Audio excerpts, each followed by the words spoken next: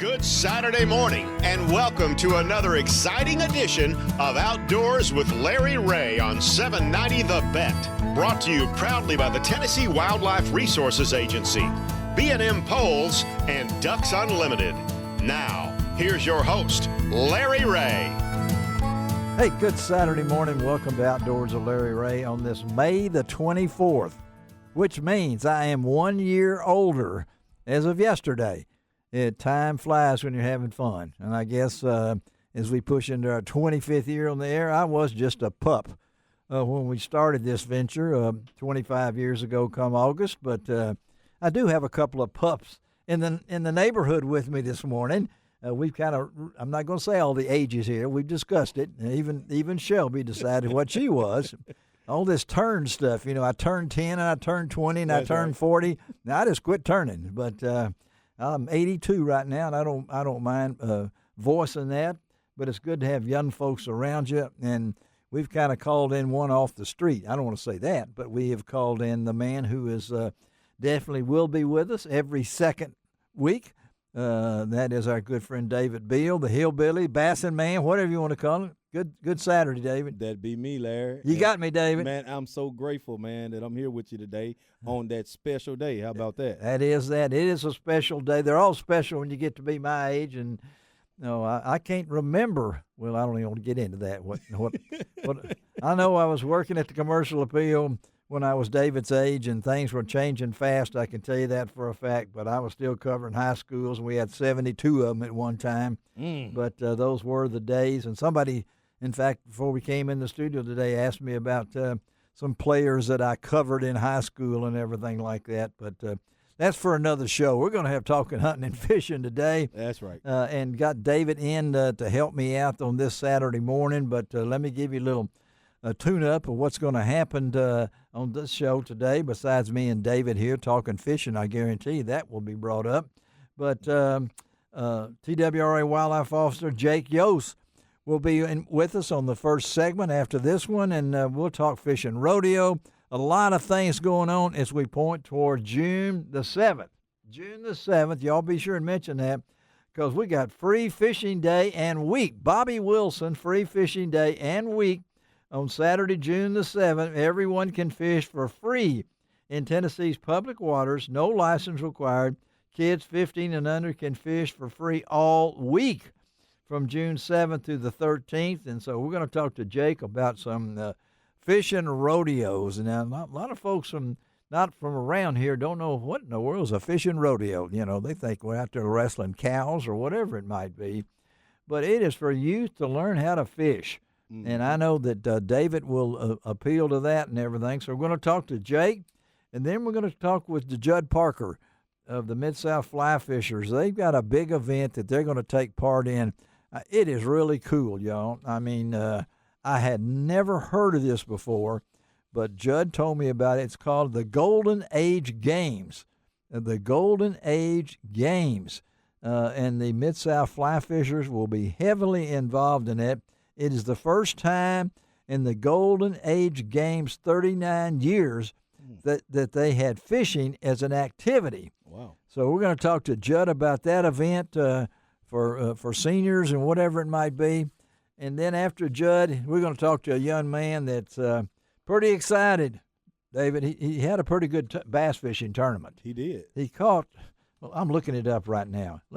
This just blew my mind when I got down to what Tucker Smith did in his last tournament in mid-May.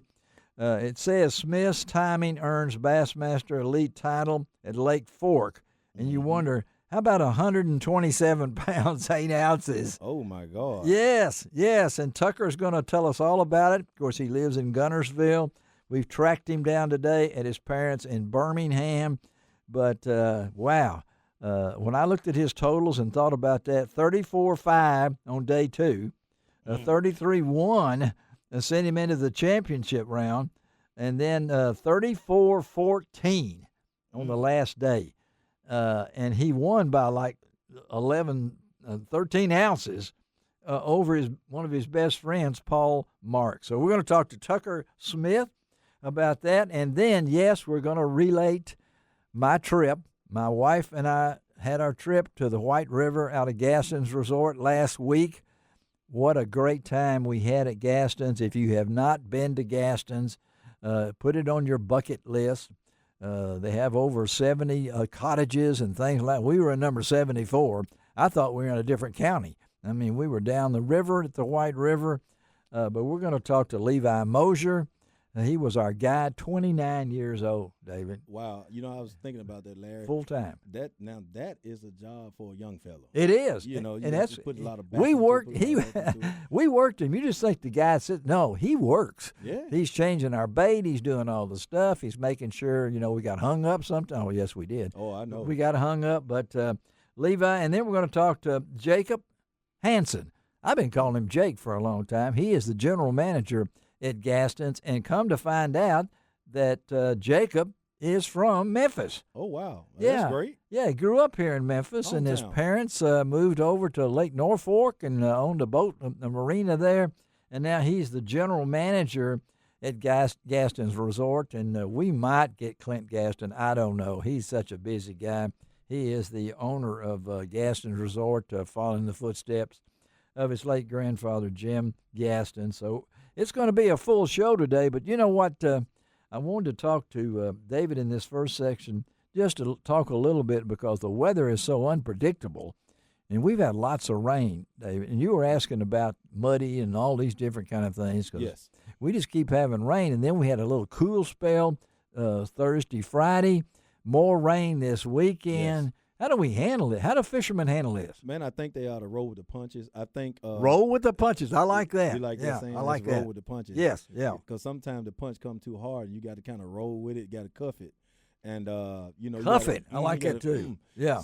So what do we do? I think you still do the same thing because back a couple of segments ago, a couple of weeks ago, a couple of shows ago, me and David Best. Yes. Was talking about the changing in the and spring. You'll be back on the second Saturday in June. Don't worry about that. We're going to still keep up with D&D, but this is kind of a freebie for all you folks. But I'm about to give it to them, Larry, because they actually need this to help them out, and don't get discouraged about the changing of the weather. And it actually feels good. And you told me that the rain actually helps, and I think they told us at Reelfoot all the extra rain has helped. Yes. It's brought in more water. That's right. More places to fish. That's right. More places to spawn. And even the oxbows and even the backwater. That's for right. Sure. I mean, the backwaters are really, really good to fish this time of year, Larry, especially with all the rain. I'm seeing people waiting. Yes. And, hey, that's one of the most missed out type of fishing that people don't know about. And, they think waders. I imagine that. So yeah. They're thinking waders come from duck hunters only. Yeah. Just for fishermen. So put on the waders. Yes. Dip in there. Mm-hmm. You're going to catch crappie. Yes. You're going to catch crappie. You're going to catch bluegill. 14-foot, 20-foot fly rods. Okay. With a little jig, 2 or 3 foot of line. Just be sure and know where you're stepping. Well, I've had some people that didn't know where they were stepping. It's same as duck hunting. When you fish standing timber, and you're back in there with your waders on and you're walking in. That's right. It might be dark. That's right. And all of a sudden you're gone. They out say, of there. Where are you, Larry? Well, I'm back there, Especially when you're on a 5'2". Yeah, that's true. Thank you. Thank you a lot. I am a little bit taller than that. But but so waders, that's an option. Yeah, that's an option. And, you can get a little John boats. 8 foot. Okay. Anywhere from 8 to a 12-foot John boat. Yeah. You can get in really skinny water with a bunch of bushes because when the water bags up and a lot of fresh water bags up, it's normally in the woods. Like when you're talking about duck hunting. Yeah. It's normally in the woods. And those little John boats, you can skull. I don't know what these people know what sculling is. Man. Oh, no. They don't know. My uncle was an old-time sculler. I mean, one arm was bigger than the other one. Was it his right or left? It was his right. Yeah, now he could do it, man. But Popeye arms. That's right. Because if you don't know what sculling is, we'll do a whole session about that sometime I might get a sculler. There are some folks still out there. And, of course, we don't want to admit not getting in there in a kayak or a canoe. We got to mention David, the kayak. Best, don't get mad at me now. We're throwing it in there. You know he's listening. Yes, he is listening. And so we want you to know that you can do that. But at the same time, another thing that we got to think about, and I'm going to ask you about this, that I didn't, in the old days, now that's way past you. That's right. But we had to watch the the barometric pressure. We had to watch all the dew points, all these different kind of things, the clouds, whether we're cumulonimbus or whatever they are. That's right. But now you have the weather apps. Yes. Every weatherman pushes their app. Yes. But they do serve a purpose for it does knowing what's going on. It does. Radar. Yes. And things like that. Yes. So we shouldn't. I'm not bad-mouthing. I'm just saying you need to keep up with the weather. Yes, weather is very important. I fish tournaments. Of course, everybody out there in radio land know that I fish tournaments. And one of the most critical things for us is to watch the weather not more than 3 days out. When you watch it past 3 days out, you're gonna be wrong. I'm just telling you because a lot of guys. Why don't we get the 10-day forecast then? That's just that's a sales pitch. I can just tell you right now. Yeah, okay. Past 3 days out, you're gonna be disappointed. But especially in the at least 3 days out. That's a minimum. Okay, keep your weather out. But, of course, once you're in, as you're saying, you need to watch it, too, because things develop in a hurry. Especially in the spring. You can be out there in the morning time, and the springtime is good. By 10 o'clock that morning on tournament day, a bad storm comes up, and you're stuck. You're caught. So you got to have immediate – that's the good thing about, this day and time technology, Larry. Yeah. It's got – you can watch it by the minute, by the hour, by the second. Yeah. And watch it while you're fishing. Otherwise than that – you're going to be in big trouble out there. Well, and that's one of the real pluses. Like this weekend, I understand there's rain today. There's rain Sunday. Then it might even rain on Memorial Day on Monday. I don't know. But it's put a hamper on a lot of things. But as David will mention, so where would you go now? And we're going to talk. We're going to remind you later. Just remember if you said the same thing later. Yes, that's right. But so this weekend. This weekend, for me, I'm going to do some pond fishing. Pond fishing. Yes, there pond you go, fishing folks. Pond fishing is a great Memorial weekend. Oh, my God. Yeah, a great Memorial weekend event because a lot of families are together. I got a secret, Larry. You going to tell it? Yeah, I'm going to tell it. It ain't a secret no more, though. It ain't a secret no more. You hear that, Shelby? He's got a secret he's going to tell us. We got to tell our listeners. Okay, you got 2 minutes to tell the secret. I got 2 minutes. I only need but 30 seconds. All right. Around Memphis. Yeah. 240. Yes. Loop. It's so many little ponds that has been filled up by the Mississippi River and Nuncona Creek. It's loaded with fish that you can walk to but can't get a boat or kayak to. Really? Oh, man, there's plenty of them. But you can get to it on foot. You can just because you got to go through the woods and maybe jump a couple of fences and ditches and all. Yeah. But you can get there on foot, and, man, you can kill some fish. And we also know that David is partial to McKellar Lake, too. I mean, a lot of fish at McKellar Lake and a lot of tournaments going on right now. But, yes. We're going to talk more with the Bassin man, Hillbilly. No, I didn't give him that name. He gave it to me, We're going to keep David in the house for a while here. Shelby McCall is our show producer. Let's take our first break of the morning. That's hard to believe. We've already had a second. We'll be right back on Outdoors with Larry Ray.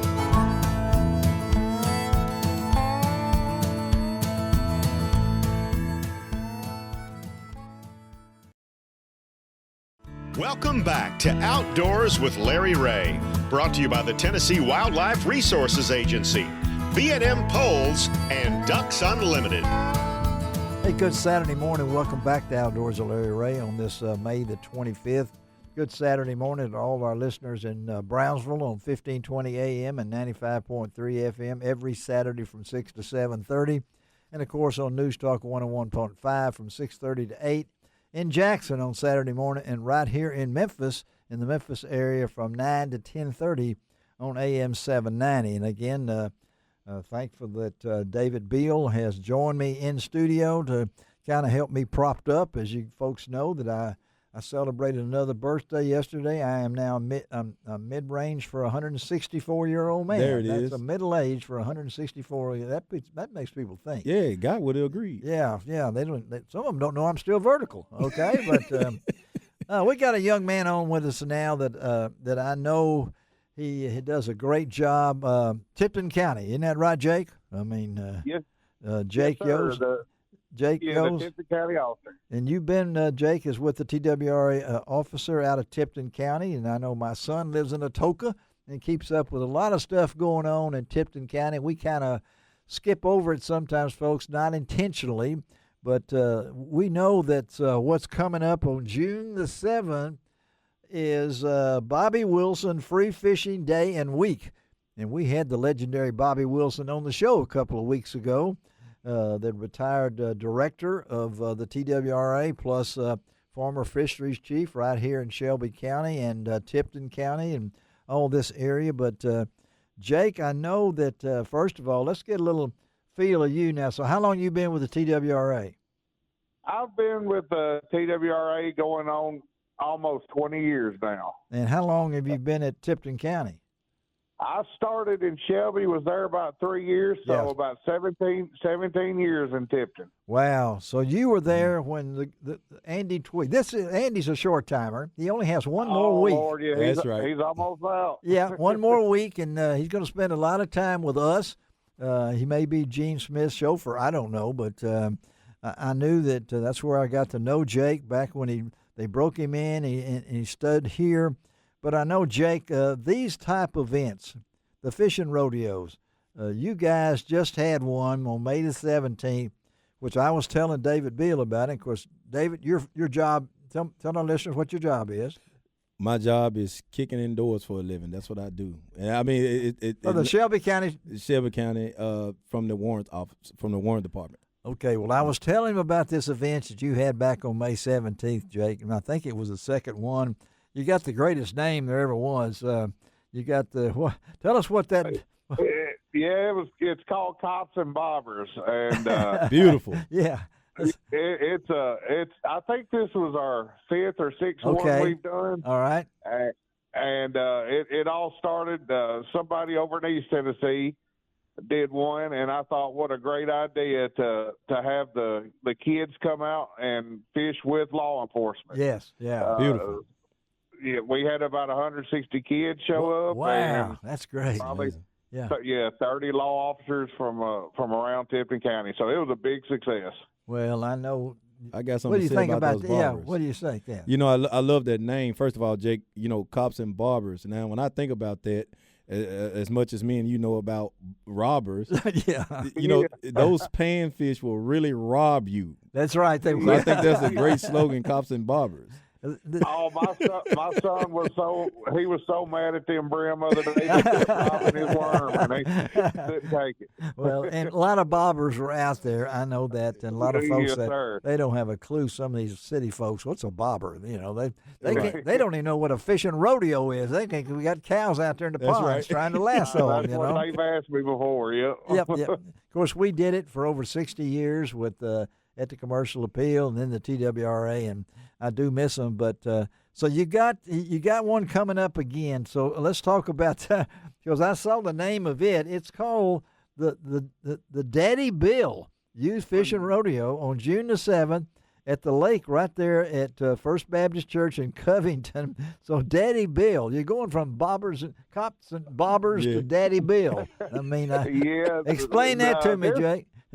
When I first moved to Tipton County about 17 years ago, the first man I met was my next door neighbor, and his name was Bill Terry Deverell, and his nickname was Daddy Bill. Daddy Bill. And he helped me get that rodeo started, and he helped me do a lot of events with children.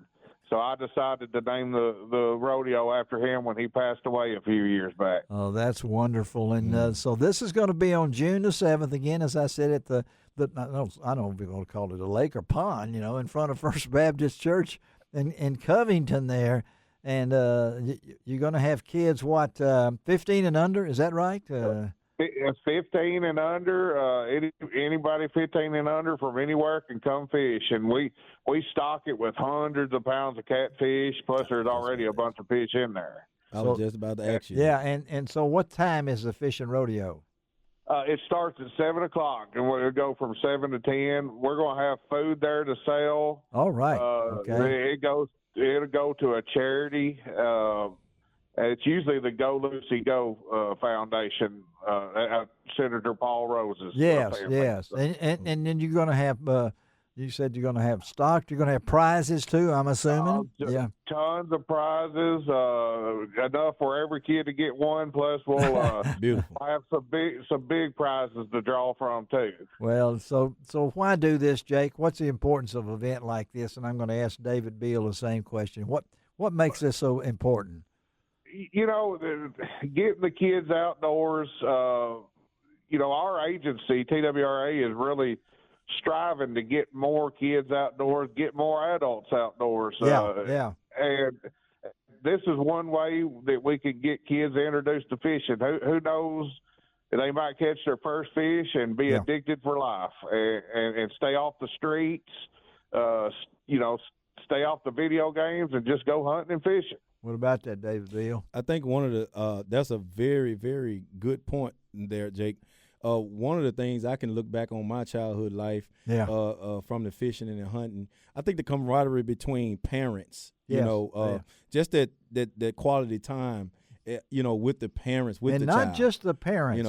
Some people bring kids to these events. Absolutely. They're not even relatives. That's right. But at the same time, that may create, tell me if I'm right, Jake, future license holders. That's right. Because I am. There you go, David. Yeah. Isn't that right, though, Jake? I mean. That's right. It's.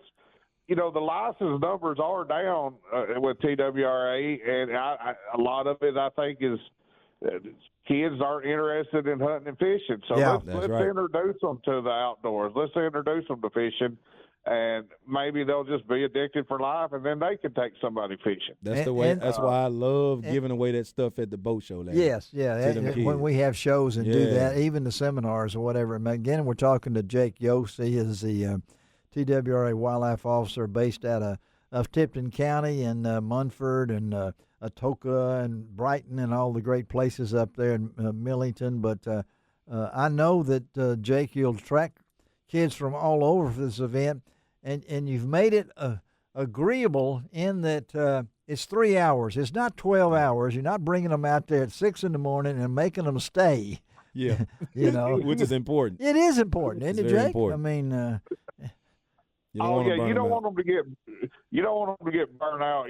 From 7 to 10, they can handle it, and it usually goes by real fast because each kid's catching fish. Oh, so they're all fired up, yeah. And what about bait and all that stuff? Will you have poles for them? You going to help them out? We will not have poles, but if somebody shows up and does not have a pole, like I said, everybody gets a prize. What I usually do is just let them have a fishing pole. There you go. Prize. Yeah. And I will set them up like we had some Boys and Girls Club members showed up at the last one. It was 7, so we rigged up 7 different. Did you really? Poles for them and let them fish. Yep. Yeah. Okay. Well, I know the all sorts of bait. That one thing that always amazed me at these fishing rodeos that when it comes for bait for catfish. Yes. Woo, there's some stinky stuff going on, what I mean? I mean, that's the fun part, Larry. Yeah. Yeah, if you don't get your hand all stinky, you don't think you've been fishing. Well, that's right. I know a lot of them don't even want to touch a fish, or I've seen them out there touching their eyes, just want to make sure the fish had real eyes, these weren't something else like that. But if they can bring their own worms, it's cheap to go buy a box of worms. Oh, yeah. Bring somewhere, and a lot of times people, share with each other. Oh, they will, yeah. And I know that camaraderie and things along that is good. And I think you said that a good friend, we've got another rodeo going that you were mentioning. Yeah, we got one, and you'll love this one too. Yeah, I'm pretty sure it's going to be in Millington on the 31st. Okay. And I believe the name of this one is Casting with Cops. Casting with Cops. There you go. That's great. It's another rodeo that TWRA and the Millington, city of Millington, and I believe the Millington Police Department puts great. On. Yeah. And it's going to be, it used to be the Cross Point Church there in Millington. It's a big lake behind it. I know where that is. Yeah. And last year they caught the fire out of catfish. So. Beautiful. And who's ramrodding that for the TWRA? Jeff Peach. Peach, our man from Shelby County, Jeff That's Peach. Right. And I'm sure a lot of people will be out there. Who knows, the short timer might show up. I mean, that's his last weekend. You never. Everybody be his last day, his last hurrah. That's right. I want to be there with him. Yeah, he may bring Hutch out there with him, and Hutch will be there. I know Hutch will be there. Hey, Jake, we appreciate you, buddy. On short, you guys don't know what it's like doing radio shows and having to switch up, and then all of a sudden I got 15 minutes, and I said, I got to call Jake. That's right. And he's up at Kentucky Lake today, so I thank you, Jake, for taking time to be on the show, buddy, and hope everything goes good for you, all right? Always a pleasure, man. Always glad to be on the show. All right. Thank you, Jake. We'll talk to you. All right. Thank you. All right. Let's take our next break of the morning, then we're going to go from fishing kids to winning a bunch of money as a pro angler, and I guarantee you Tucker Smith probably fished in a fishing rodeo when he was growing up. We'll be right back on Outdoors with Larry Ray.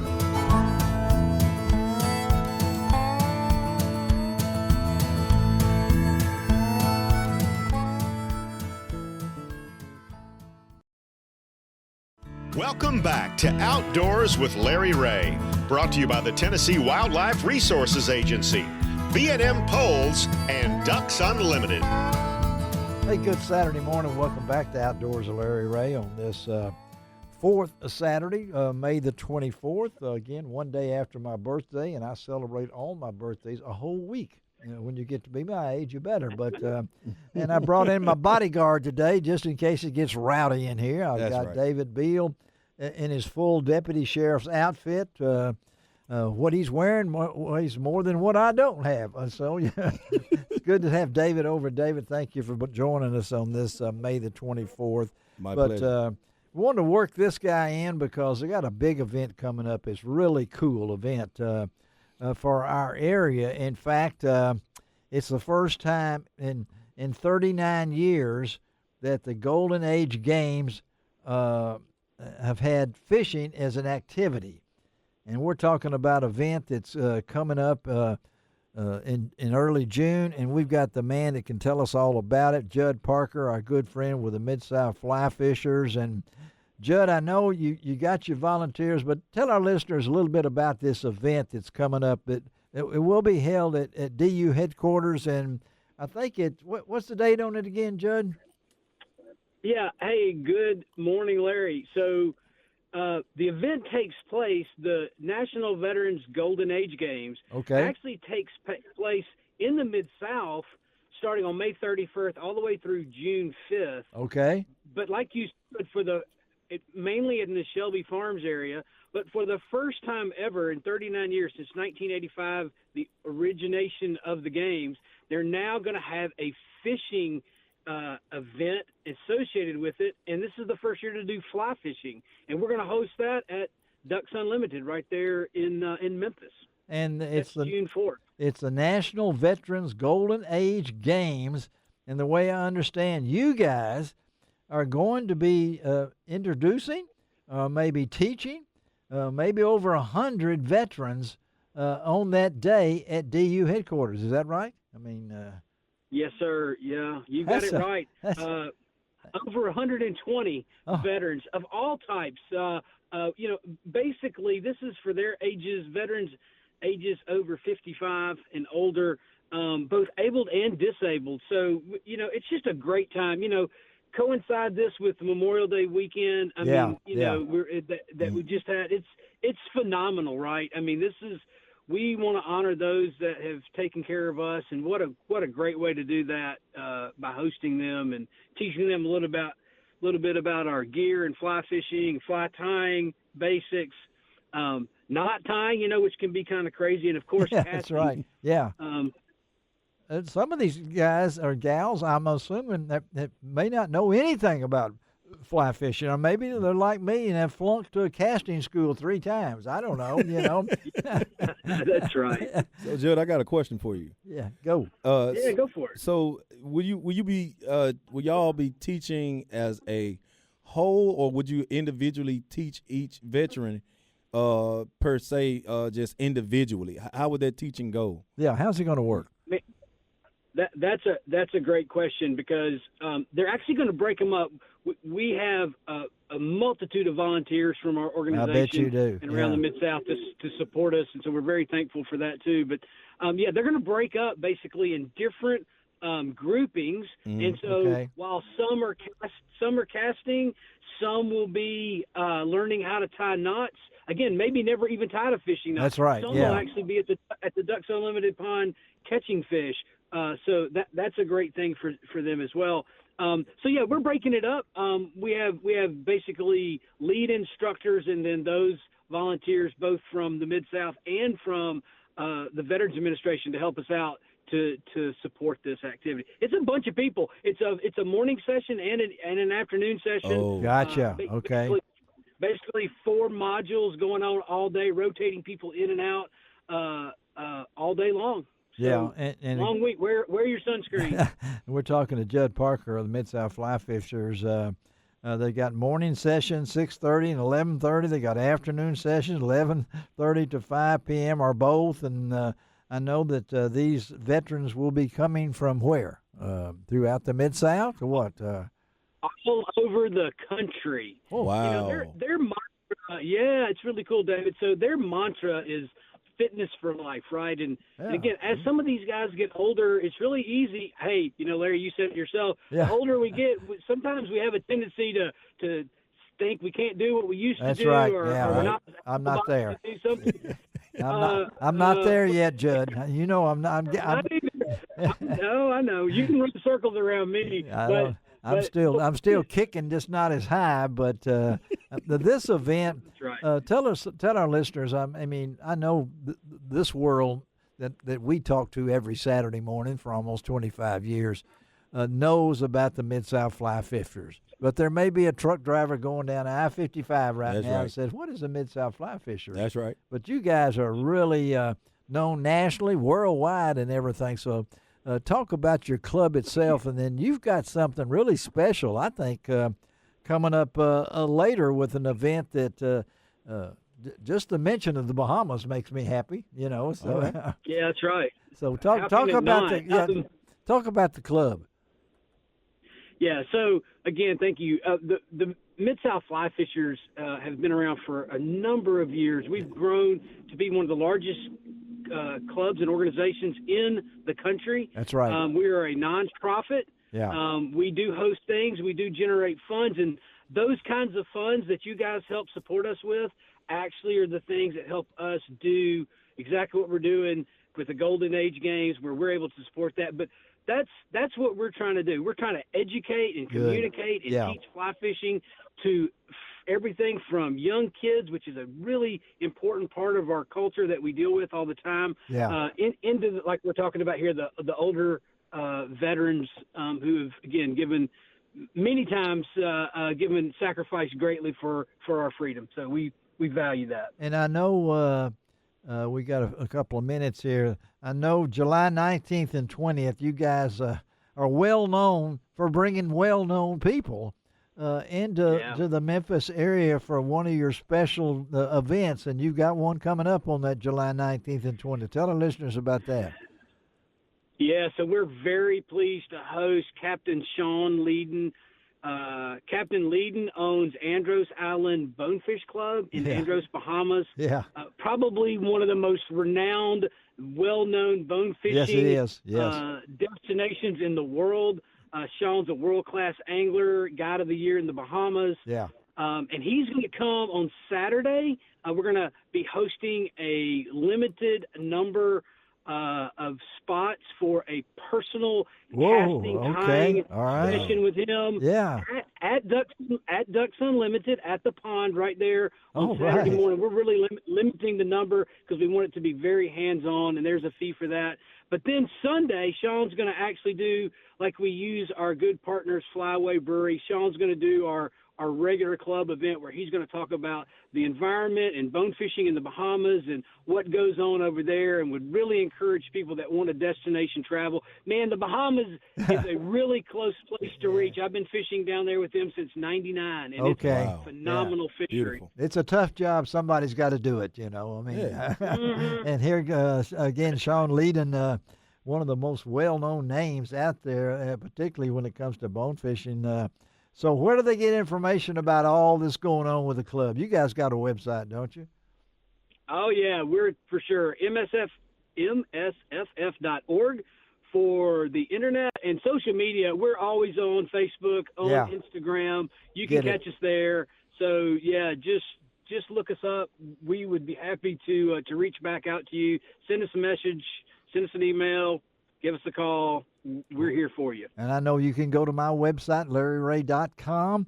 We always try to keep all the Mid-South Fly Fishers information in there because they do a great job. Thank you again, Jud. Safe travels wherever you are, yes, buddy, sir. and we'll stay in touch and hopefully get some information more when we get closer to that July meeting up for sure. Okay, buddy? All right? Yeah, for sure. We'll do that. Thanks, David. Thanks, Larry. Yes, sir. Right, thank you. brother. All right, Jud Parker of the Mid-South Fly Fishers. At one time they had over 700 members, I think, but it's a big deal. And that's a great thing. They man. are, yeah. And this Golden Age Games, that's pretty cool. Yeah, that's a great thing, man. For the service people, particularly when you think about Memorial Weekend this weekend, and then all the other veterans and things. There's so much going on around the country. But the Golden Age Games, and of course that's May 31st through June 5th, but they will be out there at Ducks Unlimited. You can find out all the information about that. So how we doing, Shelby? Oh, we got 2 minutes. So. You know, I think one of the greatest things, Larry, is what when he mentioned bringing them from all over the country. Yeah, all over. Man, that's a walk from almost every nation. You know what I mean? Yeah. That's amazing. You know, people get to meet different people. Particularly from around the veterans. country. Yes, like particularly that, veterans. who have served our country and our Yes. nation and do this. And all these are volunteers from the Mid-South Fly Fishers out there that's going to do it. Yes. I know he put out a call for them, and before I know it, he said, I don't need to talk about any more volunteers. Man, that's beautiful. We got them out there. But anyway. Hands on. All right, now we're going to go to Tucker Smith. I can't wait to talk to Tucker. I've already talked to him this week. He's got a great story to tell about winning this big tournament. So let's take a break, come right back, and we're going to talk bass fishing with Tucker Smith. We'll be right back.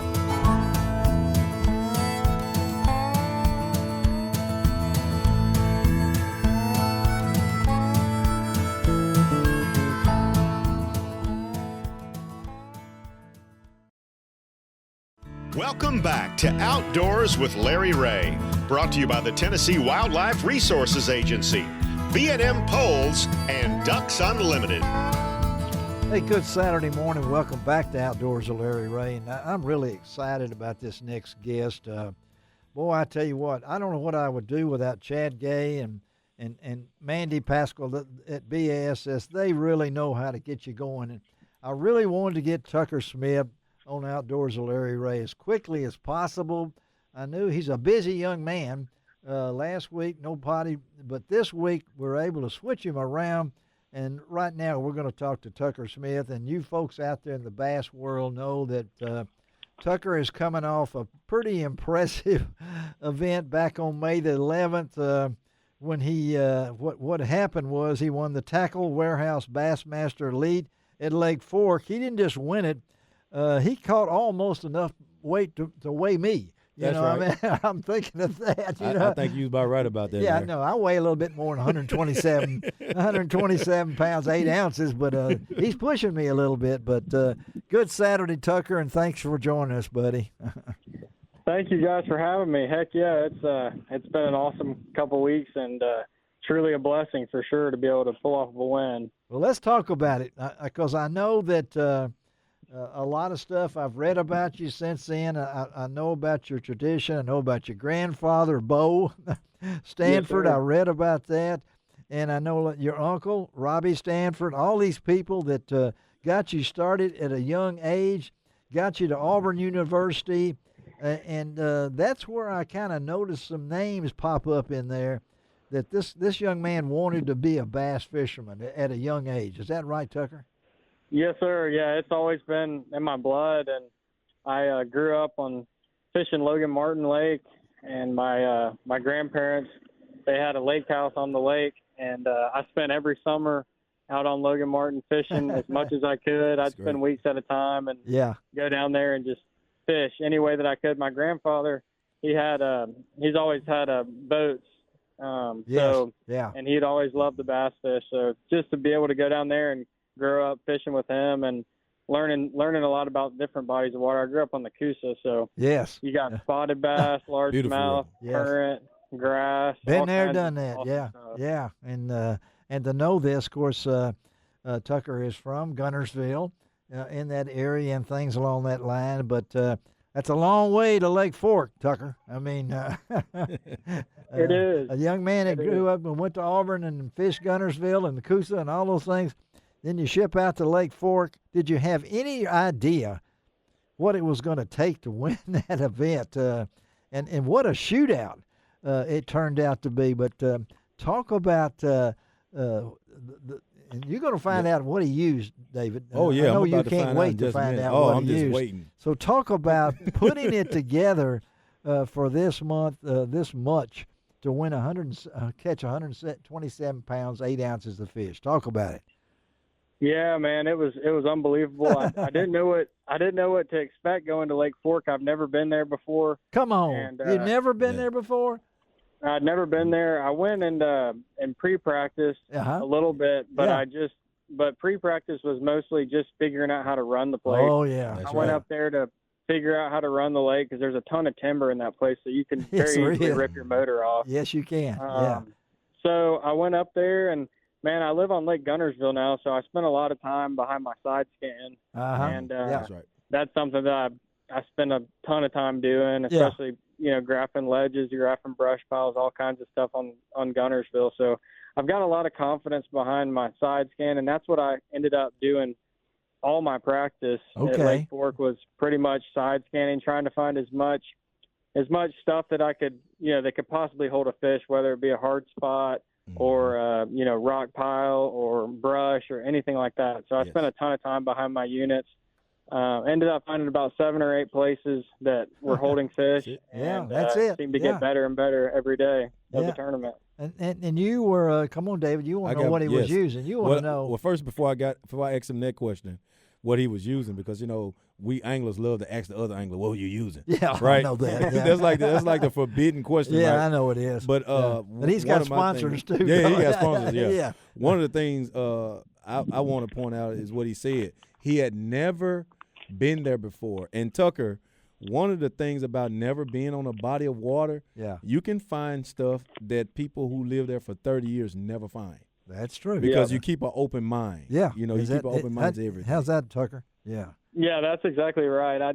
I think it also helped me never being there. I didn't have any past knowledge of, checking stuff. That That's right. I thought that they might be on. I just kind of went with a clean slate and just honestly just spent a ton of time behind the graphs and graphed pretty much the whole lake in 3 days. And we're looking, what a Mother's Day trip. I mean, that's right. Yeah, I was reading here about your mom. Mallory was there on Mother's Day, and bless your heart. Yeah. How about your fellow rookie Paul Marks? You still feeling sorry for Paul? I mean, I don't feel sorry for him one bit. That's right, Tucker. Because 2 weeks before that, didn't he get you 2 weeks before that or something? I mean, yeah. He ended up winning the elite on Lake Hartwell. That's right, Tucker. Don't have no hard feelings. We all anglers here. We all anglers here. We're friends after. It was cool. All won by 14 ounces, and then I was able to win. I think it was either 13 or 14 ounces, and then I was able to win this one, the next event, by 13 or 14 ounces. It's amazing. Yeah, I'm looking at this by 13 ounces, and then you get the other 14 ounces. This is all a game of ounces when it comes right down to it. But so give us a little tip off. I know, man, you run off the bat, you caught the 6-4 in that final round with a big catch in the first hour, a 6-4. Didn't you have another one on day one too? Another good fish too? I mean, were you? Yeah, it was a lot of fun. I caught three overs, which is over 24 inches. That's right. Man. So the second day I had one that was, I think it was over 8. Yeah, and then the third day, I had an 8-12, which is the biggest one I caught all week. Oh, amazing!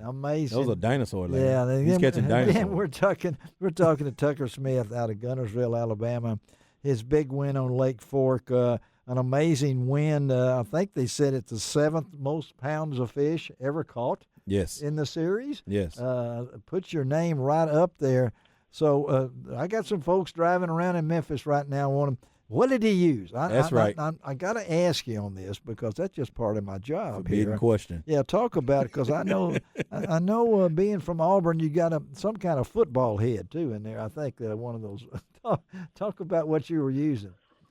Yeah, so I kind of mixed it up. I was throwing a bigger jighead minnow style bait on some of those fish that were offshore. It seemed like Lake Fork, there's a lot bigger fish. They're chasing big gizzard shad, so I tried to switch it up and throw a lot bigger size. I was throwing, around a 7-inch minnow, so a bigger style bait. Right. And then also when those fish were getting pressured and when they weren't biting, they were not as grouped up, I would switch up to a 3/4 ounce Picasso. Yeah, there it is. Jig. There's that football Picasso. And I was dragging it super slow. I caught a 7-pounder on it the last day, which really helped. It just seems like that. All he's saying is big fish. Yeah, I mean that's Lake Fork. Yeah, that's Lake Fork. Yeah, he put a fork in him. I think you did. I think you know a lot about Lake Fork now, don't you? So what is awesome what does this do now? What's up next for you, Tucker? Man, I just got back home and I'm gonna try to relax for a few weeks before we head out to Oklahoma for the next one. But I'm gonna hang out at Guntersville. Hang out with my family for Memorial Weekend, and great. Man, it's going to be fun just hanging out at the house and fishing for fun, and getting ready for the next one. We got Oklahoma, then we go up to Michigan, and then Wisconsin. So we got some truck driving to do. I got to ask, how old are you, Tucker? I'm 23 years old. 23. I knew it. You said that. I said, well, he's older for his age. Yeah. I was saying that. But I know after winning this tournament and the success you've had, Tucker, you got more cousins now than you ever thought you did. Yeah, that's right. They all over you now, Tucker. You just get ready. You better get ready for it. I got a question for you though, Tucker. All right, do it. Yes, sir. So at what? Because I know I started at a very, very young age. Yeah. Competing myself. He's twice your age now, if you want to know the truth. I've been and figured it out. Yes, sir. Come on, David. So, at what age for you did you realize I'm going to be a professional bass fisher? Good question. Yeah. What age, Tucker? What was it that sparked I'm going to be a professional bass fisher? What was that for you? Yeah. Honestly, man, when I met Aaron Martins when I was in high school. His daughter went to high school with you. I understand that, right? Yeah. Yes, sir. And he's your hero. And, okay. Yeah, he was definitely my fishing hero. He was a big mentor to me, and just to to know him and talk to him, and he really got me fired up about trying to be a professional. And he was the one that told me back in high school that I could do it. He told me personally that I was going to win a blue trophy, and I was like, "Yeah, there's no way, man." Oh, wow. That's a long way to go. And what was crazy, man, was that I ended up winning that tournament on Mother's Day, that elite tournament, and Aaron actually won an elite tournament on Lake Havasu on Mother's Day as well. He sure did. He did. Yeah, he sure did. Yeah, yeah. It really gave me chills, and man. I know that he's proud, and man, it was really special to me. It's memories like that you can't ever forget the rest of your life. I'm getting goosebumps now. Yeah, I'm telling you, those are memories right there. Hey, buddy. Tucker, we appreciate you being on Outdoors with Larry Ray. Again, congratulations. And the only thing about this now, we got your number now. Okay, so yes, sir. we're going to stay in touch. You can a lot of these guys saying, man, he gives you good wins, on this show. That's right. Yeah.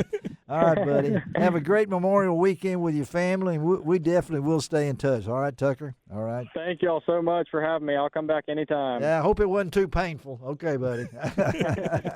All right. Nope, it was fun. All right, bye-bye. All right, let's take a break on Outdoors with Larry Ray. That's a hard act to follow, but we're going to try because we're going to head to the White River. We may let David sneak on out. He may have the door to break down or something. I don't know. But anyway, we'll be right back on Outdoors with Larry Ray.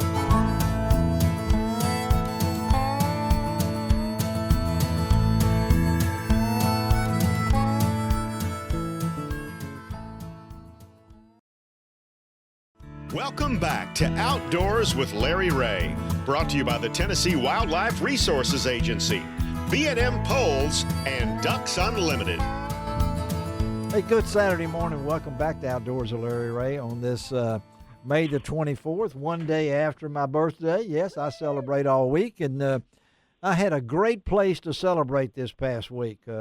I couldn't think of a better place to be. I always celebrate birthday for a week. When you get to me at my age, it's a week, not W-E-A-K. I am weak sometimes, but I am W-E-E-K, and I had the opportunity, along with my wife Miriam, to spend 3 days in God's country. What I think about it, not far from where I went to school and not far from where one of these guys went to school.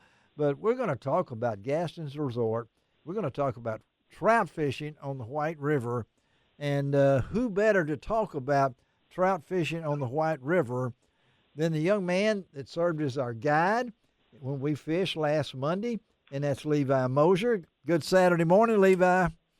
Hey, how are you? We're doing great. Made some memories, and then had the opportunity to actually realize I've been calling this other guy by his wrong name a lot of times.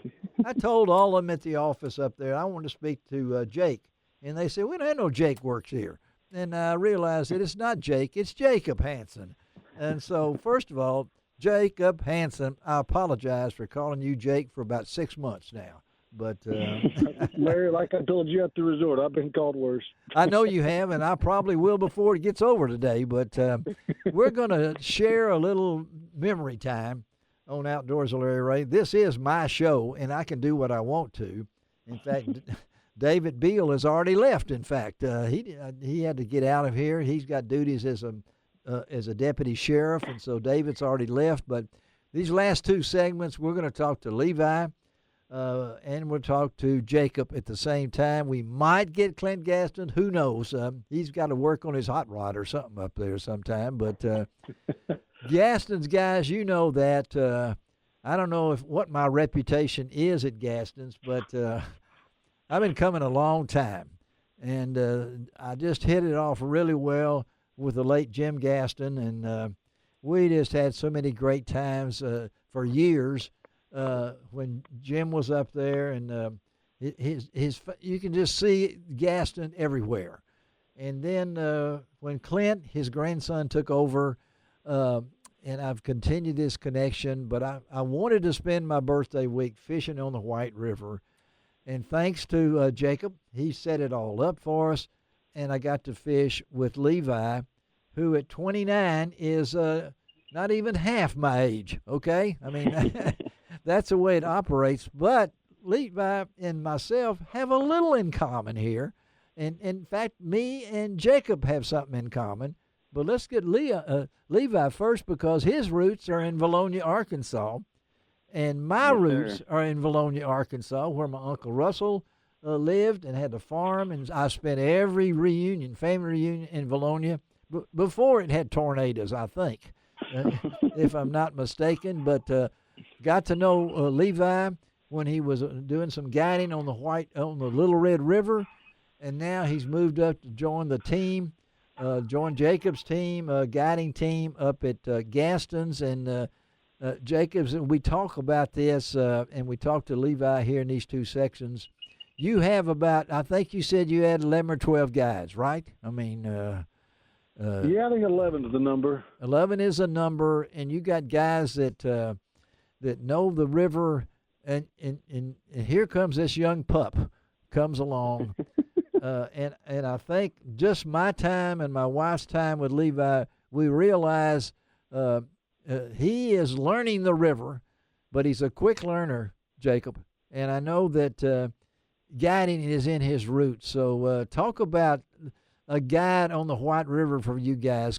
I recommend this, folks, that don't tackle that river first time by yourself. I doubt if even Levi did that. I don't know. Jacob might have. I don't know. But talk about your guides up there, Jacob. Well, first, I want to say, no matter what your fishing skill set is, take a guide with you the first time you go on the White, mainly for safety reasons. The water can be very unforgiving at times, and what better person to show you around than a guy that's on it every day. Yes. So take somebody with you, let them show you the ropes, and hey, let them take the hard work out of fishing. You just enjoy fishing, let the guy do the hard work. Well, I know that Levi did that, but before we switch and talk to Levi for a little while here, and Jacob has roots here. Tell your background. I was so surprised. You got roots in the Mid-South, right, Jacob? I do. Both sides of my family are Memphis natives. My mom and dad both went to high school in Memphis, graduated there, lived there till I was. They moved me from Memphis when I was in third grade up to Mountain Home. But yeah, that's my whole family's from that area, from particularly the Fraser area. And I know that your family moved actually to North Fork and had a marina, right? Isn't that what you told me? Yeah. Yep, they bought Coy Marina over there on Norfolk Lake, right there by the Norfolk Dam. Yeah. Had that until just the last couple of years, and they are enjoying retirement now. And then you have a connection. We'll talk a little bit later with you and Clint. We'll talk about that a little bit later. But Levi, you're listening in on this stuff, and we had a great time on Monday. We were in between storms and all this kind of stuff, and we might let folks know there's a little difference between the little red and the white, right, Levi? Yes, there is. There's a big difference between the two. They're both great fisheries and a lot of fun, but they definitely have a lot of differences. And that includes generators. I mean, how many generators we got on the white? The white is about 8 generators, and then the little red is 2. So just off flow alone, there's a big difference in the two. And we had to battle on Monday. I'm not saying battle, but you guys really rely on information from the Corps to find out what that river is going to do, because it really it depends on what your day is going to be, right, Levi? I mean, correct. And like Jacob was saying, that's a good reason why you want to hire a guide. Because the water can fluctuate so much out there, and not every day they're going to do exactly what they post. So it's nice to have someone that is, understands the water levels. And I know that tell our listeners what we did. I mean, we caught the trifecta. I think you said that. We caught what? We got a rainbow. We got a brown. Well, what else we get? Correct. I can't remember. So we caught a brook, and we caught a couple browns, and then we caught quite a few rainbows. There you go. We were dealing with some pretty low water that day. They never wanted to kick up the water for us to catch us a nice big brown, but we did catch a couple smaller browns and some good rainbows, and yeah, we caught a brook trout, so we got a trifecta. We did the trifecta. I got a brown on my first cast, right? Now, just verify this now. I'm not just bragging, okay? A brown on my first cast. Jacob's listening. He's writing all this down, So, I mean, I got a brown on the first cast. We got a great picture of my wife. It's on my website, LarryRay.com, throwing her fish around in the air. And then I caught a real nice fish. I think mine was the biggest of the day. So I look on my camera. My wife knows all about this. I got 11 pictures of her knee. Okay, so I didn't get my trout. Okay, you hearing that, Jacob? Okay, so I'm without proof, I don't know if I believe it. I'm sending you a picture of her knee. Okay, I mean, because that's my fish is somewhere in that picture right there. But you guys are in the memory-making business. Tell our listener a little bit about Gaston's Resort, Jacob. Hey, guys, well, we're right there on the White River. We have roughly 80 cabins or accommodations, I should say. A little bit for everybody. We have just the basic rooms for people who just want to be outside but need a place to sleep, all the way up to cabins that meet the needs up to 20 people. We incorporate small family stuff up to large corporate events. We have a fabulous restaurant ran by Chef Rick. He does a great job. But, we have a little bit for everybody. That's kind of the name of the game for us. And you do have a fly-in crowd too, right? I mean, yeah, we touch the needs of pilots, car clubs, motorcycle enthusiasts, just about anybody. We kind of reach out to anybody and everybody. Everybody's welcome. And I think you said you've had people from all over the world.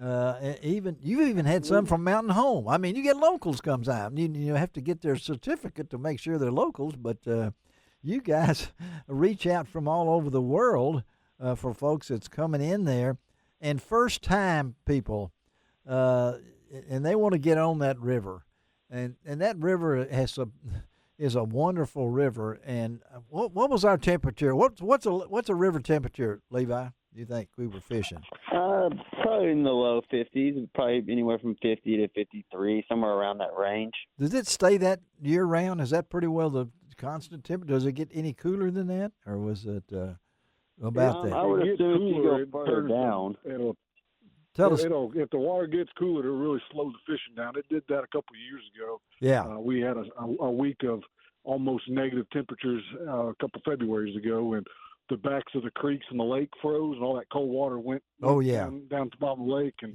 boy, it was about 2 months of stale fishing. But like I said, that 50s, 52, 53 degrees, that's prime time fishing temperature there. Particularly when it's 95, right? I mean, you got the air feel better when it's 95. The air condition is on the river, and again, we're talking to Levi Moser, the guide, Gaston's White River Resort, and Jacob Hanson, general manager for Gaston's. And so let's get back to Monday, Levi. And I know that we tried a little bit till we had shrimp. What were we using?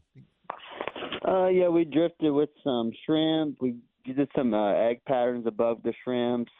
We tried some shad for some bigger fish. That's typically a little better bite when you get a little heavier water. Like I said, they just never wanted to bump the water up for us, so we fished 35 megawatts an hour pretty much all day. Wow!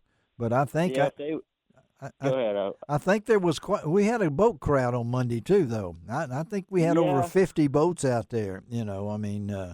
All over the place, and so everybody's fighting and drifting. You do not anchor when the river's going, right? I mean, I don't. No. I typically won't. The only time I'll ever throw an anchor if it's just minimal flow, but we haven't had that in a while. So No. I normally drift. I normally move. Well, we had a wonderful time. So we're going to continue this conversation. You guys okay still? I mean, we're going to take a little break on Outdoors with Larry Ray and wrap up today's show. I didn't want to say wrap up the show because everybody thinks I'm quitting. I'm not, okay? I'm not ready. So we're going to take a break, come right back with Levi Moser and Jacob Hanson out of Gaston Resort on Outdoors with Larry Ray. We'll be right back.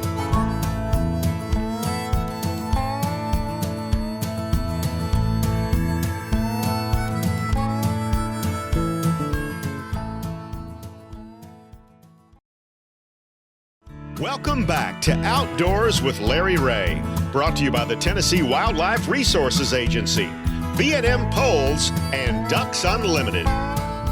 Hey, welcome back to Outdoors with Larry Ray as we talk outdoors every Saturday morning. We roll toward our 25th anniversary show coming up in August. And, of course, we have talked a lot about Gaston over the many, many years from back in my younger days to my older days. And as we told you on the previous segment, we have been talking to a guide, Levi Moser, who my wife and myself had a chance to fish with on Monday.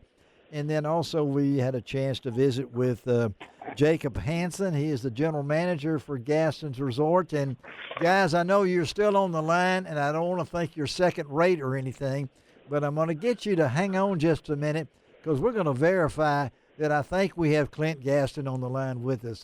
Good Saturday morning, Clint. It's a beautiful Saturday morning, Larry. Oh, buddy, thank you for joining us as Levi and Jacob listen in. But I know the place is so important to so many of us, and especially you. So talk about the legacy, Clinton. I know you've grown up there. You're a part of it. I found out you even went to high school with Jacob, and you're still friends. Okay, but so talk about. No, that's it. Talking about how special the place is. Every day I get to interact with all the customers that come in and visit our place from all around the country and even all over the world. Yes. And while it's special to me, it's special to everybody that visits it in a different reason, and that's what truly makes it so rewarding for not just me but all the staff there at Gaston's. Because all of our visitors, whenever they come in, they feel like they're going home. Yes. And they love the nostalgia, but behind it, they get to come back to the place where their grandfather brought them, or their dad brought them, or grandmother brought them, and they get to keep that tradition going. So it's really special to me. But boy, what our place has to offer to everybody else is much bigger than me. That's for sure. We'll talk about. You know how important your granddad was to me, and the friendship we had and everything. As you look back now, he's been gone for how long, Clint? This July will be 10 years. I thought it was 10 years. I looked it up and everything. What would you think now if he looks down and says after 10 years, it's still home, right? I mean. Oh, absolutely. Yeah, I think if he were to be here today, he'd probably say, man, I should have let him handle this a lot sooner. I think so too, but he was a hands-on person, that's for sure. And I know there's a relationship here between you and Jacob. Talk about that. Well, it's a great relationship. It's we're very blessed that we get along great, and we have pretty much the same outlook on just about everything. Yeah. So it's always helpful whenever you have somebody in the organization that your goals are in line and you kind of understand. So Jacob's taken a huge burden off of me, just with day-to-day operations, and it kind of allows me to sit back and look at the bigger picture and, look at the long game, 5 years down the road, 10 years down the road, and just make sure that we just keep improving our products and services. Wonderful. Yeah, and you're not really teaching them to fly, are you? I mean, the rumors. I mean, it's funny you mentioned that. I'm actually sitting in an airplane right now. That's why I thought you were. The first phone call. I thought you were. Yeah, because I've heard about your airplane, and I heard we know when you take off. That's what I understand. So that's. Oh yeah. We won't get into more of that. But Jacob is being part of the family just about, and I know that even from a guide like Levi, it is a family atmosphere, right, Jacob? Oh, yeah, absolutely. Absolutely. Yeah, and everybody. This has got to be an all run machine though at the same time, because this is one of those things. In Gaston's, how long y'all been open now? We have been open since 1958. So here in a couple more years, we'll be pushing on 7 decades. And when were you born, Clint? I was born in 1989. Okay, I just want to let everybody know that I'm 82 as of this Saturday, and so I've been part of this team since '88. So I was part of that before you were there. So, but it's a great tribute. Well, guys, Levi, let me ask you real quickly, and we'll let you guys go and let Clint get back to the airplane. But as a guide, it can be. As a new guide, talk about this, because being a guide at Gaston's, what does that mean to you, Levi? Well, it's a big accomplishment for myself, but I'm extremely blessed to be in this position, and I'm just very fortunate to be able to expand my fishing skills and my knowledge to a different river, and they've just been super nice to me up there at Gaston's and welcomed me with open arms. So it's awesome, man. I'm home when I'm there, that's for sure. Well, we just get you away from the cattle and everything back on the ranch. We'll see how things go. But again, Jacob, as Clint is listening in, because the last time I got you on the radio, Clint was in the car with you, so I can't get away from you two guys together. But the position that you've got, I know you followed a great man in Ron Brannaman, and you know, Clint, how much I got along with Ron. So he does not have an easy job, does he, Clint? I mean, no, he doesn't, and he's taken to it quite well, and just very fortunate. He's got a great head on his shoulders. That's for sure. And how important is that restaurant, Jacob, to Gaston's? Oh, it's everything. I mean, that's the thing that completes our circle. I mean, we offer everything, so the meal's got to be with it. So we got to have it. Well, I ate 3 times in 2 days. How about that? Okay. I mean, and I would have gone back for the 3rd time because Rick is such a great chef again. But thank you guys for being with us. We're going to let you get out of there so Clint can get back to his yellow plane. Yours is the yellow one, right, Clint? I mean, well, I'm in a red one right now. Oh, you're in the red one now. There may be a little bit of rain coming down. So. Okay, I understand like that. But thank you, Clint. Bless you, buddy. Appreciate your family and taking in this old man every once in a while. But I feel a lot younger when I come to Gaston's. Okay, all right. All right. Well, that just means you got to come more often. I'm coming. Look, I'm leaving tomorrow. No, I'm not either. No, but all right. Thank you, Levi. Okay, buddy. You bet, man. Thank you. And thank you, Jacob. We'll stay in touch once a month on Outdoors with Larry Ray. Okay, buddies. All right. All right. You just holler when you're ready. All right. Y'all have a great weekend. All right. All right. God bless y'all. Take care, Larry. Appreciate you. Bye-bye. All right. How about that, Shelby? That's I get goosebumps thinking about that. But what what a family and Gaston's has been to me and my family over the years. But I want to tell you about next week's show. Julie Hill is going to be in with us next week, and she is quite a lady in the gun business. And we're going to talk about her business between her and her family, William. I was able to meet them recently when I got a new shotgun from my good friends from Mossburg, but Julie will be on next week's show. Linda Powell of Mossburg, PR from Mossburg, was the person that got me my shotgun. And guess who's going to be in studio next week?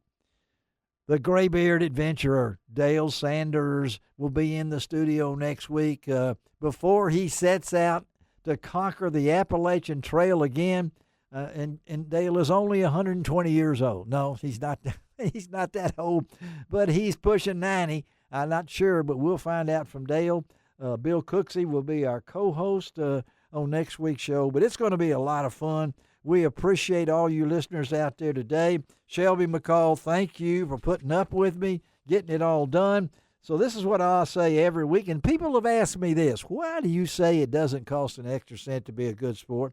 And I say it because the late and great Benny Craig in Little Rock, that was his closing item when he would close out his sporting goods radio show, TV show. He wore the Wonder Bread outfit, and he always said it doesn't cost an extra cent to be a good sport. And, of course, we close it out with God bless the USA.